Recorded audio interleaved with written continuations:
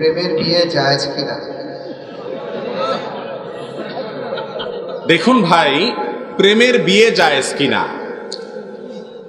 বিয়ে তো জায়েজ আলহামদুলিল্লাহ, কিন্তু তথাকথিত প্রেম অর্থাৎ বিবাহ বহির্ভূত সম্পর্ক করে তারপরে যদি বিবাহ করে তাহলে সেক্ষেত্রে বিবাহটা জায়েজ হয়ে যাবে, কিন্তু আগে যে হারাম সম্পর্ক রেখেছে সেটার জন্য আল্লাহর কাছে ক্ষমা চেয়ে যদি ক্ষমা আদায় করতে পারে ভালো, আর না হলে বিবাহের জন্য পুরস্কার পাবে, এরপরে পুরস্কারটা ছিনায় নিয়ে আল্লাহ বলবে আসো এবার গুরুজ নাও।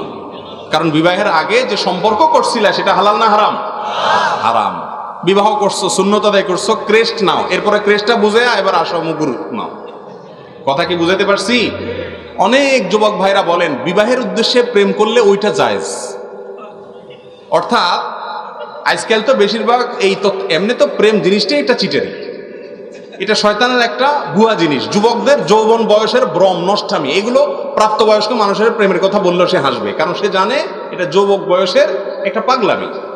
তো শয়তানের অস্ত্র, এই অস্ত্র দিয়ে শয়তান যুবকদেরকে নষ্ট করে। তো যুবকদেরকে শয়তান আবার মাসালা ডেলিভারি করে এরকম যে বেটা বেশিরভাগ তথাকথিত অবৈধ প্রেম তো আজকাল সব 2 নম্বরই, এগুলো বিয়ের নিয়তে একটাও করে না, সব বদমাইশের নিয়তেই করে। তুই খালেজ নিয়তে বিয়ের নিয়তে করলে তোরটা জায়েজ হবে। এই ফতোয়া শয়তান দেয়। ভাইরা আমার, বিয়ের নিয়তে যদি প্রেম করা জায়েজ হয় তাহলে কোরবানির নিয়তে গরু চুরি করাও জায়েজ। কথা কি বুঝাতে পারছি? কোরবানির নিয়তে আরেকজনের গরু চুরি করে আনলে জায়েজ হবে? আপনার উদ্দেশ্য ভালো কিন্তু কাজটা খারাপ, সেটা কি ভালো না খারাপ? অতএব আপনার উদ্দেশ্য বিয়ে ভালো কিন্তু তথাকথিত প্রেম করতেছেন, কাজটা খারাপ।